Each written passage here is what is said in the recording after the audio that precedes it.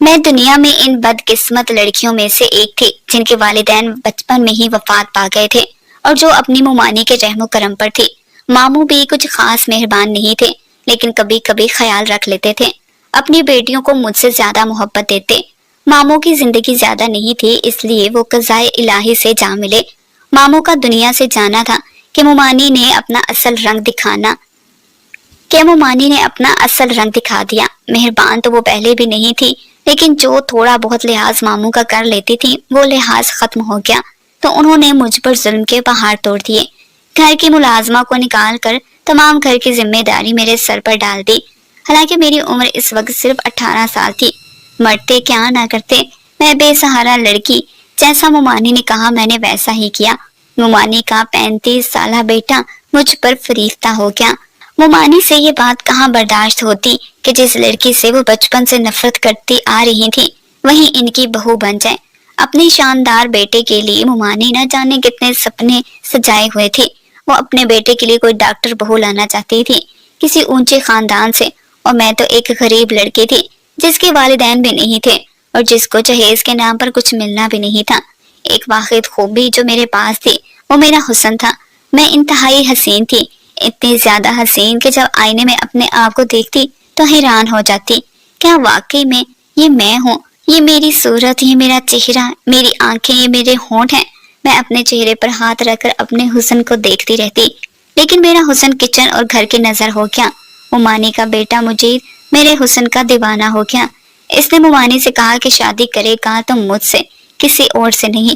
2 سال ممانی کا بیٹا باضد رہا، پر سارا ملبہ مجھ پر آن گرا کہ میں نے ان کے بیٹے کو پھانسا ہے۔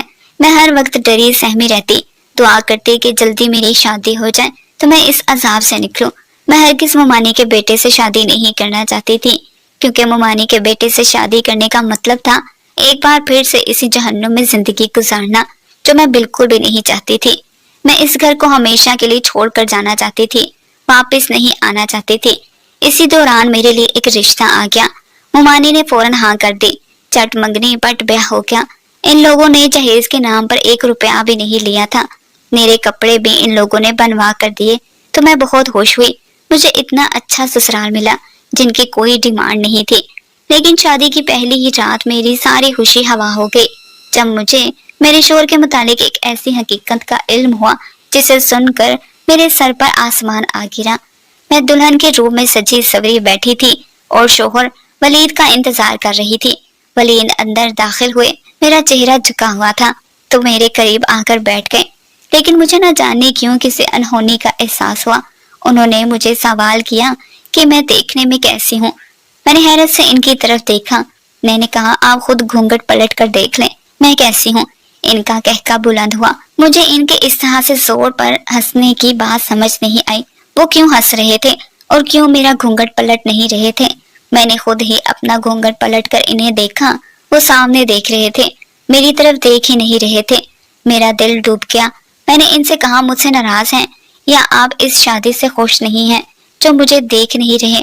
وہ پھر سے ہنسنے لگے۔ مجھے ان کے رویے میں کچھ عجیب سا محسوس ہو رہا تھا۔ میں سمجھنے سے قاصر تھی کہ وہ اس طرح سے کیوں ہنس رہے ہیں۔ مجھے محسوس ہو رہا تھا کہ وہ اس شادی سے خوش نہیں ہیں، شاید کسی اور کو پسند کرتے ہیں۔ ان کی شادی زبردستی مجھ سے کروائی گئی تھی، اس لیے وہ ہنس رہے تھے۔ میں نے ان سے سوال کیا کہ آپ کسی اور کو پسند کرتے ہیں، تو وہ پھر سے ہنسنے لگے۔ اب تو میرا دماغ خراب ہونے والا تھا۔ یہ کیا طریقہ تھا اپنی دلہن سے بات کرنے کا؟ اگر میں انہیں پسند نہیں تھی تو بول دیتے۔ میرا دل تو جیسے کسی گہری کھائی میں جا اترا تھا۔ میری کوشش تھی کہ وہ ایک بار میرا چہرہ دیکھ لیں تو یقیناً اس لڑکی کو بھول جائیں گے جس سے وہ محبت کرتے تھے، یا پھر کوئی بھی بات تھی تو میرا چہرہ دیکھنے کے بعد سب بھول جائیں گے، کیونکہ میں تھی ہی اتنی خوبصورت۔ مگر سامنے وہ ڈریسنگ ٹیبل کی طرف دیکھ رہے تھے۔ میری طرف نظر اٹھا کر دیکھنا بھی گوارا نہیں سمجھا۔ میں تو یہی سوچ کر آئی تھی اپنے شوہر اور سسرال کی اتنی خدمت کروں گی کہ مجھے واپس ممانی کے پاس جانا ہی نہ پڑے۔ کیا تمہیں یہ کسی نے بتایا نہیں کہ میں دیکھ نہیں سکتا؟ اچانک سے ولید نے کہا تو مجھے لگا وہ مذاق کر رہے ہیں۔ میں حیرت سے انہیں دیکھنے لگی۔ پھر میں نے کہا ولید مذاق کا وقت نہیں ہے، مجھے اس قسم کا مذاق پسند نہیں۔ آپ کے متعلق میں اس طرح کی بات برداشت نہیں کر سکتی۔ اللہ آپ کی آنکھوں کا نور سلامت رکھے۔ آپ کی محبت تو میرے لیے عبادت جیسی ہے۔ میں نے فرما بردار اور باوفا بیوی کی طرح ان سے کہا تو وہ پھر سے ہنسنے لگے، پھر بولے کہ یہ دنیا بہت بے وفا ہے۔ اگر انسان کے اندر کوئی خوبی ہو تو دنیا اسے محبت کرتی ہے، لیکن اگر اسی انسان کے اندر کوئی خوبی نہ ہو، کسی قسم کی کمی ہو، تو یہی دنیا با وفا سے بے وفا ہو جاتی ہے۔ اس وقت تو میری محبت کو عبادت کا درجہ دینا چاہ رہی تھی، لیکن میں تمہیں بتا دوں کہ میں تمہاری محبت کے لائق نہیں ہوں، کیونکہ میں ایک اندھا شخص ہوں۔ میں نے سب سے سن رکھا ہے کہ تم بہت حسین ہو، لیکن افسوس کہ میں تمہارے حسن کو دیکھ نہیں سکتا۔ ولید بولتے جا رہے تھے، لیکن مجھے ابھی بھی محسوس ہو رہا تھا کہ وہ مذاق کر رہے ہیں۔ مجھے ان کے اس طرح مذاق کرنے پر غصہ آ رہا تھا، لیکن تھوڑی ہی دیر کے بعد مجھے اندازہ ہو گیا کہ یہ بات مذاق نہیں، ایک تلخ حقیقت تھی۔ میں پھٹی آنکھوں سے اپنے شوہر کو دیکھ رہی تھی۔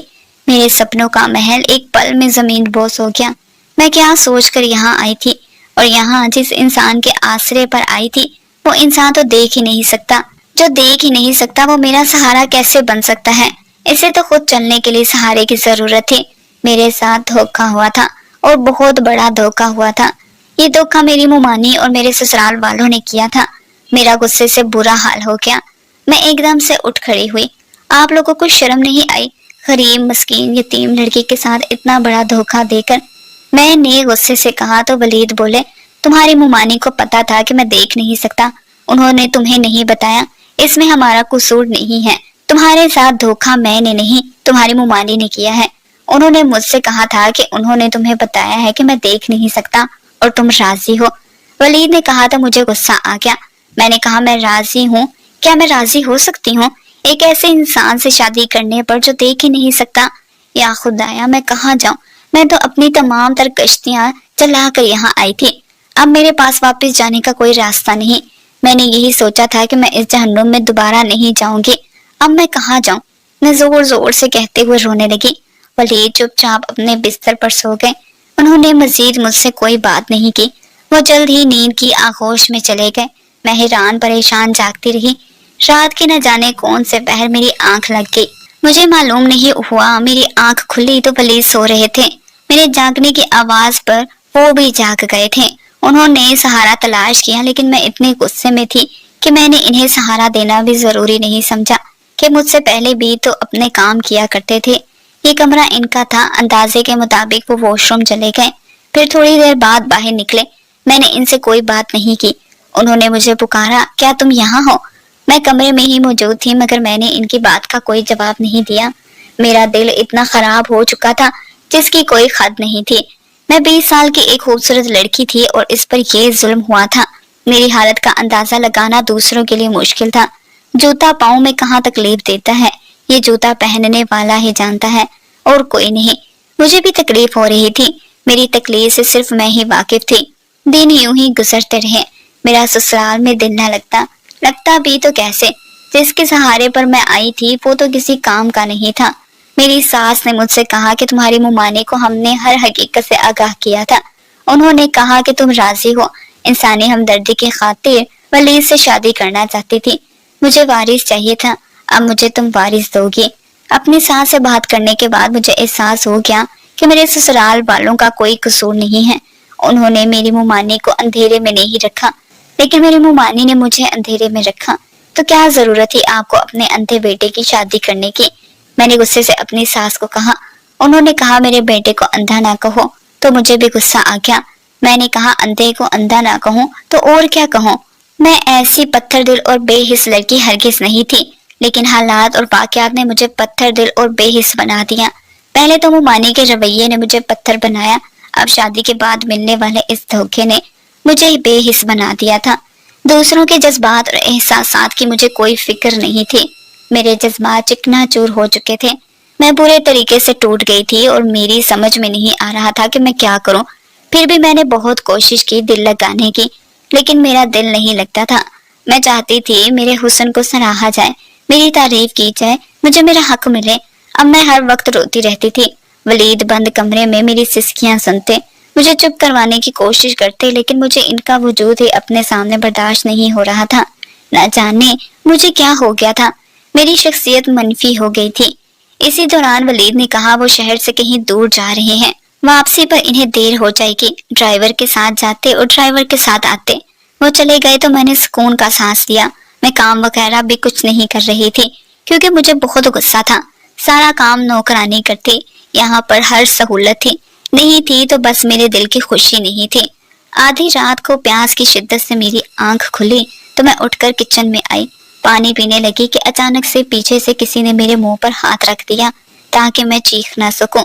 تم بہت خوبصورت ہو، میں نے جب سے تمہارے حسن کو دیکھا ہے تب سے تمہارا دیوانہ ہو گیا ہوں۔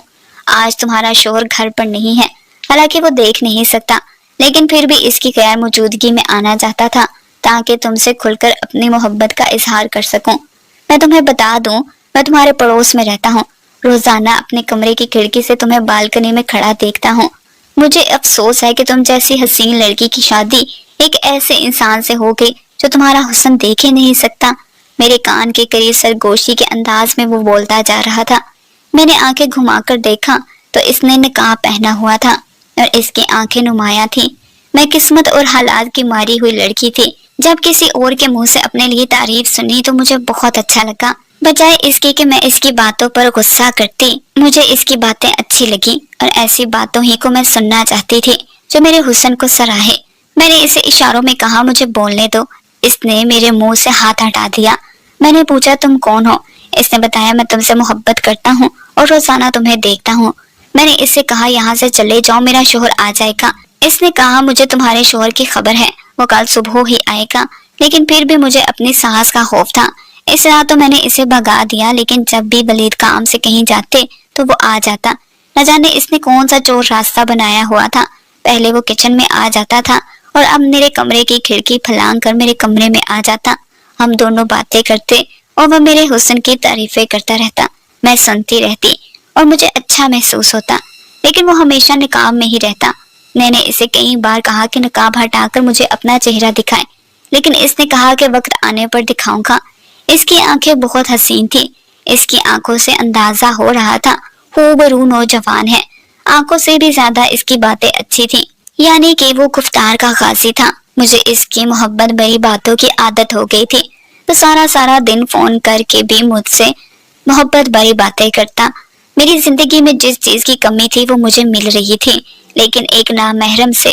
وہ تو میری تعریف کرنے سے قاصر تھا جو میرا محرم تھا۔ کافی عرصے تک یہ سلسلہ چلتا رہا۔ وہ ولید کی غیر موجودگی میں آتا رہتا، ہم باتیں کرتے، لیکن کبھی اس نے کوئی غلط حرکت نہیں کی۔ میری عقل پر شیطان نے پردہ ڈال دیا تھا۔ مجھے یہ بھی خوف نہیں تھا کہ کوئی اجنبی شخص میرے کمرے تک آ جاتا ہے اور وہ کچھ غلط بھی کر سکتا ہے۔ کسی اجنبی پر اعتبار کرنا کس قدر سخت تھا۔ میرا شوہر تو صرف آنکھوں سے اندھا تھا، مگر میرا تو دل بھی اندھا ہو چکا تھا۔ میری روح سب کچھ اندھی ہو چکی تھی۔ میں کیا کر رہی ہوں؟ مجھے نظر نہیں آ رہا تھا کہ میں کتنا غلط کر رہی تھی۔ مجھے احساس نہیں تھا، لیکن میں یہ سب کیوں کر رہی تھی؟ میں نے کبھی خود سے سوال نہیں کیا۔ ایک رات ہم باتیں کر رہے تھے کہ ولید کی کال آئی کہ وہ پہنچنے والا ہے۔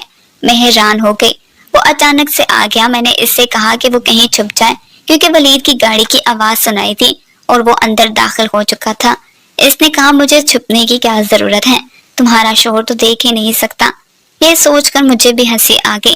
میں نے کہا واقعی جب وہ دیکھ ہی نہیں سکتا تو کیا ضرورت ہے۔ پھر اس نے کہا کہ میں جا رہا ہوں اور وہ چلا گیا۔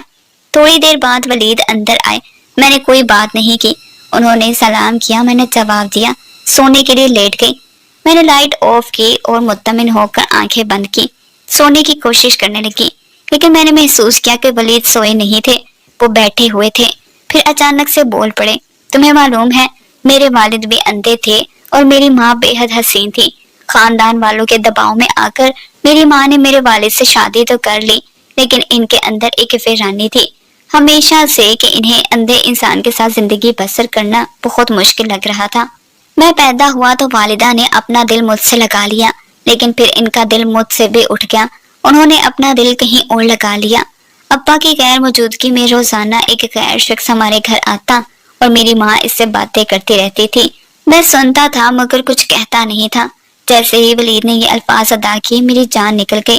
یہ تو میری ہی کہانی تھی جو مجھے سنائی جا رہی تھی، یعنی میری ساس کے ساتھ بھی یہی ظلم ہوا اور میری ساس نے وہی ظلم میرے ساتھ دہرایا۔ نہ جانے کیوں مجھے احساس ہوا کہ میری ساس نے اپنی محرومی کا بدلہ مجھ سے لیا۔ ولید نے پھر بولنا شروع کیا۔ میں ہمہ تن کوش ہو گئی۔ لیکن مجھے کسی قسم کا خوف نہیں تھا۔ میرا بچپن ختم ہو گیا، میرا لڑکپن اور پھر جوانی آ گئی۔ وہ شخص نہ جانے کہاں چلا گیا تھا۔ پھر میں اور میری ماں تھے، اور میری ماں نے دوسرا بچہ پیدا کرنے کی زحمت نہیں کی۔ میرے والد اس دنیا سے رخصت ہو گئے۔ ساری زندگی میرے والد کو پتہ نہ چل سکا کہ ان کی غیر موجودگی میں کوئی ان کے گھر آتا ہے اور ان کی بیوی سے باتیں کرتا ہے۔ پھر میری ماں اتنی ڈھیٹ بن گئی کہ انہیں والد کی موجودگی اور غیر موجودگی سے کوئی فرق نہیں پڑتا۔ میرے والد کے سامنے وہ شخص ہمارے گھر آتا، میری ماں اسے دوسرے کمرے میں لے جاتی اور ان کی باتوں کی آواز مجھے آتی۔ اس عرصے میں مجھے معلوم ہو گیا کہ وہ میری ماں کا کوئی کزن تھا جو ان سے بے حد محبت کرتا تھا۔ مجھے اپنے والد کا دکھ ہوتا۔ میں نے انہیں کچھ نہیں بتایا۔ تم جانتی ہو میں پیدائشی اندھا نہیں تھا، میں بچپن میں دیکھ سکتا تھا۔ پھر اپنی ماں کی حرکات و سکنات دیکھتا رہتا اپنی آنکھوں سے۔ آہستہ آہستہ میری بینائی جاتی رہی، کیونکہ یہ اندھا پن میرے باپ کی طرف سے مجھے وراثت میں ملا تھا۔ میں لڑک پن کو پہنچا تو بالکل اندھا ہو چکا تھا۔ مجھے خوشی تھی کہ میں اب دیکھ نہیں سکتا کہ میری ماں کیا کرتی ہے۔ پھر مجھے احساس ہوا کہ مجھے یہ سب نہیں کرنا چاہیے، دوسروں کی خاطر اپنی زندگی برباد نہیں کرنی چاہیے۔ اس لیے میں نے اپنا علاج شروع کیا، اور شادی کی رات جب میں نے تمہیں دیکھا تو تمہارے حسن کو دیکھ کر حیران رہ گیا۔ ولید کہتے کہتے خاموش ہو گئے، اور ان کی بات سن کر میرے 14 طبق روشن ہو گئے۔ وہ تو اندھے تھے، پھر انہوں نے میرا حسن کیسے دیکھ لیا؟ ایک جھٹکے سے اٹھ بیٹھی اور اندھیرے میں ان کے وجود کو دیکھتی رہی جو سائے کی طرح نظر آ رہا تھا۔ آپ نے کیسے مجھے محسوس کیا؟ آپ تو دیکھ نہیں سکتے۔ مجھے اپنی آواز کسی کھائی سے آتی محسوس ہو رہی تھی۔ میرا دل ٹوٹ گیا۔ وہ یہ کیا کہہ رہے تھے؟ وہ دیکھ سکتے تھے یا پھر کوئی مذاق کر رہے تھے جو میرے ساتھ ہو رہا تھا؟ میں نے لڑک پن کے بعد اپنی آنکھوں کا علاج شروع کیا۔ میرے ساتھ زیادہ مسئلہ نہیں تھا، تھوڑے سے علاج میں ہی آپریشن کے ذریعے میری بینائی واپس آ گئی اور وہ سب کچھ میں دیکھ سکتا تھا۔ اس وقت میری ماں نے میری شادی کا فیصلہ کیا۔ میں نے خاموشی سے ان کا فیصلہ قبول کر لیا۔ تمہاری تصویر مجھے میری ماں نے دکھائی، کیونکہ وہ مجھے اب تک اندھا سمجھتی تھی۔ میں نے ان سے کچھ بھی نہیں کہا، میرا دل تو ان سے اٹھ چکا تھا۔ جب ہماری شادی ہوئی تو میں دیکھ سکتا تھا، میں نے تمہیں دیکھا تھا، لیکن میں یہ دیکھنا چاہتا تھا کہ تم کس طرح کی بیوی ثابت ہوتی ہو، بے وفا ہو کر میرے اندھے پن کا یا پھر میرا سہارا بنتی ہو۔ لیکن مجھے تمہارا رویہ دیکھ کر بہت افسوس ہوا۔ میں نے تمہیں چھوڑنے کا فیصلہ کر لیا تھا۔ تمہارے سامنے اندھے پن کا ناٹک میں نے صرف 1 ہی مہینے کیا، اور 1 مہینے میں تم نے مجھے چھوڑ کر اپنا ایک عاشق بھی بنا لیا۔ ولید کی بات سن کر میرے تو سر پر آسمان آ گرا، میرے پاؤں تلے سے زمین نکل گئی۔ وہ نقاب پوش کوئی اور نہیں، میں ہی تھا۔ ان کی بات سن کر مجھے پر کشی طاری ہونے لگی۔ میرے ساتھ کیا ہو رہا تھا مجھے سمجھ نہیں آ رہا تھا۔ میں اپنی قسمت پر کیسے ماتم کروں؟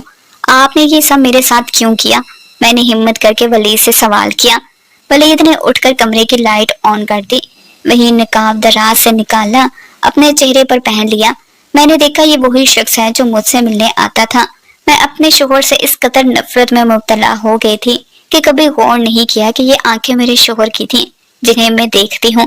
اگر میں شادی کے بعد اندھا ہو جاتا کسی حادثے میں تو کیا تم کسی اور سے روابط استوار کر لیتی؟ ولید کے سوال نے مجھے شرمندہ کر دیا۔ میرے پاس بولنے کی ہمت نہیں تھی۔ میرا دل کہہ رہا تھا زمین پھٹ جائے اور میں اس میں سما جاؤں۔ مجھے اس نقاب پوش سے محبت ہو گئی تھی، اور پھر وہ میرا شوہر ہی تھا۔ اب میں کہاں جاؤں؟